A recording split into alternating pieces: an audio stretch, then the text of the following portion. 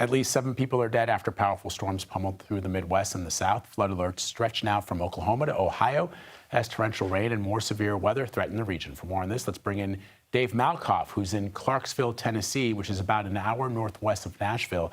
Dave, conditions look a little better than when I saw you earlier, 7 a.m.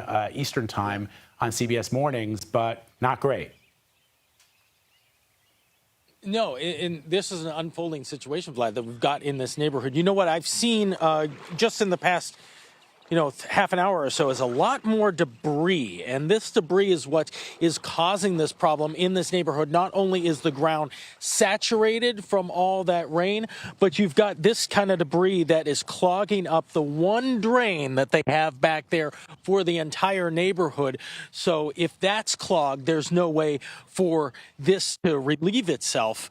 So you've got this situation where you've got several neighbors who are cut off, and they have to use a canoe or a kayak to get through here to get their family members out. And Vlad, let me just show you this standing cinder block wall here is put in by Mr. Maddox here because he wants to know where his driveway is. This has happened so many times that he had to build this to even know where the driveway is, where the yard begins. It's just really, really tough for this people who live here. Earlier, you spoke, Dave, to a resident who was kayaking in the flood. What did he tell you? Yeah, that's Lewis. He lives over here. He has his grandchildren with him. He has his children. He has his wife. He has dogs, cats, and birds. But they have 5 of those kayaks because this has happened so 20 years that he has lived in this neighborhood that they have to have an escape situation. There's another person back here who has 5 puppies and 2 adult dogs inside a trailer, and they are ready to go at a moment's notice.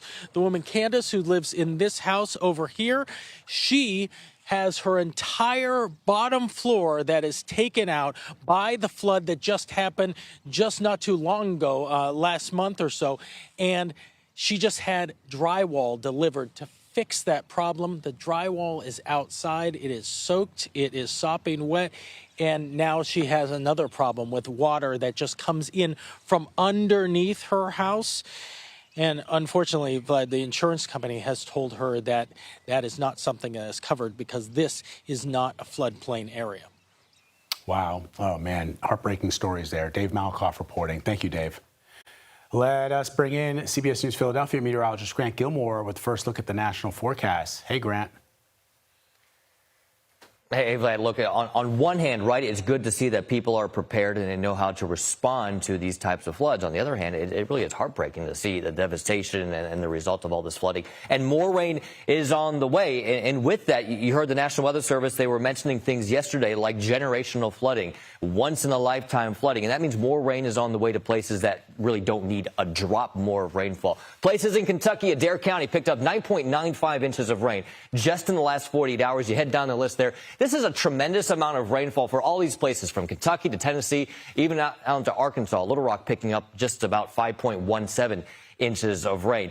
And again, more rain is on the way. Head over here with me. I want to show you this because we're still tracking the threat for excessive rainfall. This excessive rainfall means that flash flooding is going to be possible across some of the same places that have seen a tremendous amount of rainfall. This higher risk for flash flooding is a little farther to the west and to the south than the places that have picked up the most rain so far. But still, back into Arkansas, western Tennessee, you're talking about a lot of heavy rainfall in addition to the threat for severe weather. Once again, we are working with the threat for long track, large tornadoes. This moderate risk for severe weather builds as we go throughout the day today, and then it will continue to bring that threat for storms over to the East Coast as we head through the next couple of days. Vlad will highlight the timeline of those storms here coming up in just a few minutes. For now, though, back to you. Grant Gilmore for us. Thank you, Grant. Appreciate it.